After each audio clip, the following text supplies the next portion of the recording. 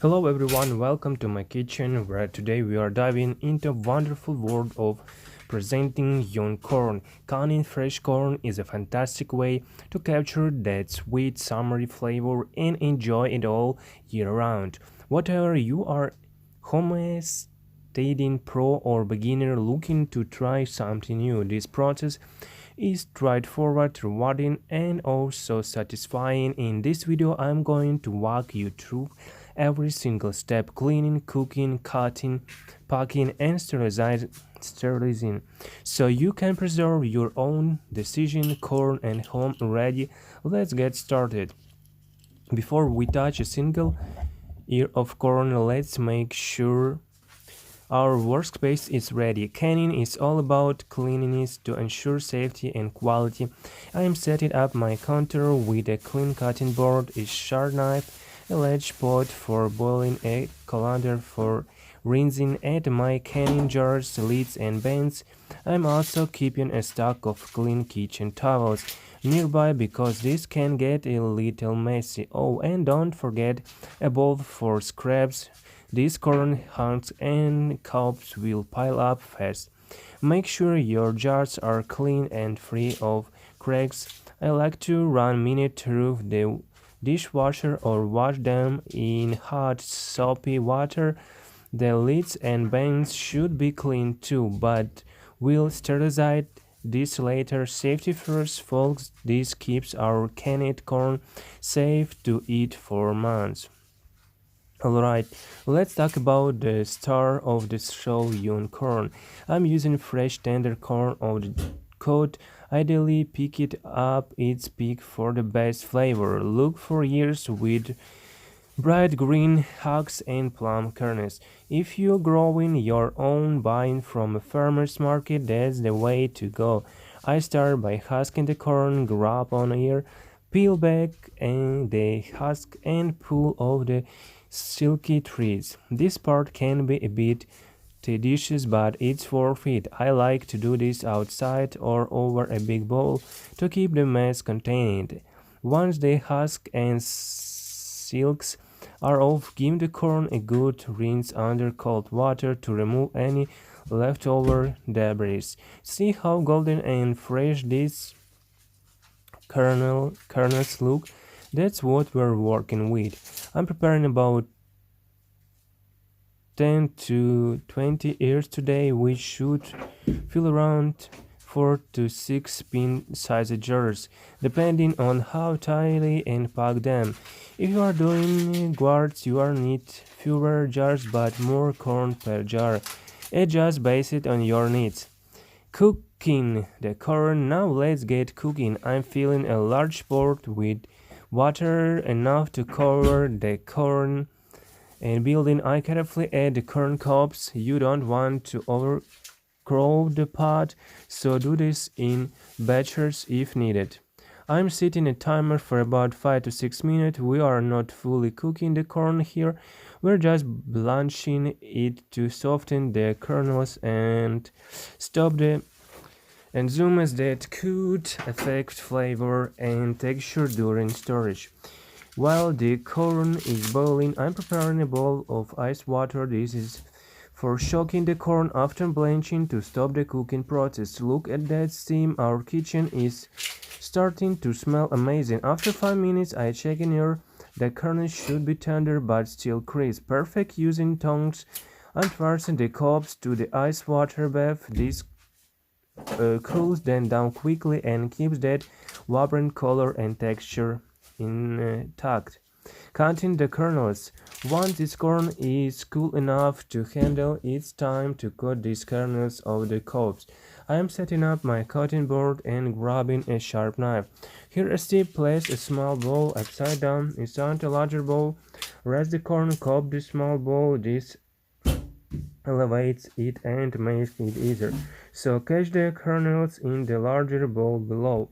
Hold the cob firmly and slice downward, cutting close to the cob but not so deep that you get the tough core. Work your way around the cob and watch this Juicy kernels fall. I love this part. It's so satisfying. If you want whole kernel corn like I'm doing today, just cut the kernels off cleanly. For cream-style corn, you can scrape the cob with the back of your knife to get that creamy goodness. I'm collecting all the kernels in this bowl and the cobs do into a separate pile. Don't throw these cobs away just yet. You can use them to make corn stock or compost them. Keep cutting until all your cobs are done.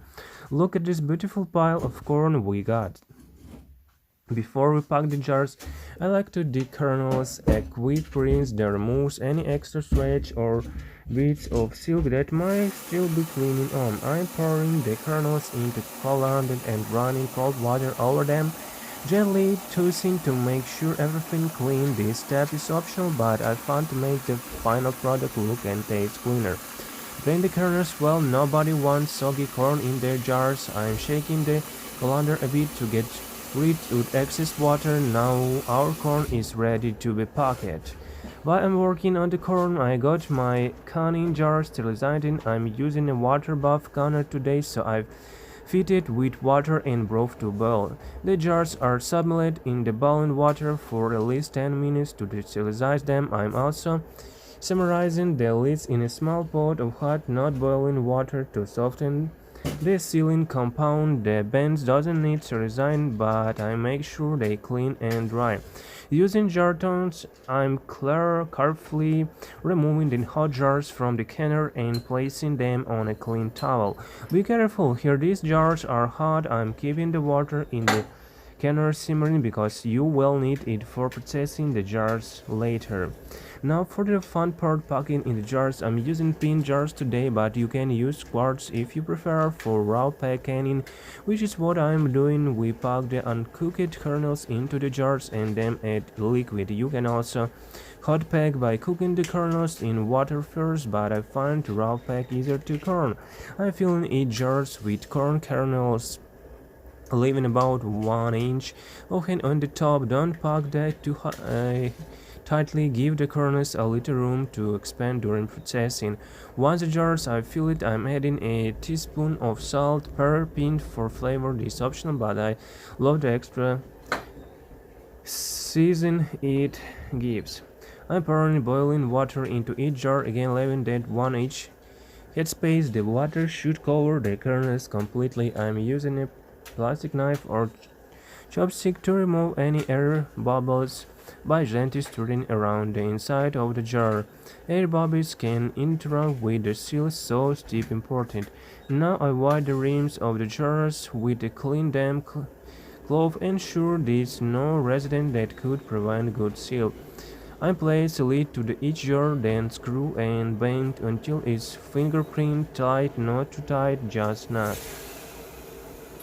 Time to protect the jars. I'm placing them back into water bath canner, making sure they are fully submerged with at least 1 inch of water covering the tops. I'm bringing the water back to the full boil, then setting a timer for pints of corn level process for 55 minutes.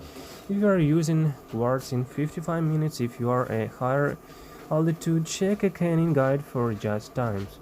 While the jars are processing, let's talk about why we do this. The high heat kills any bacteria or microorganisms, ensuring our corn is safe to store.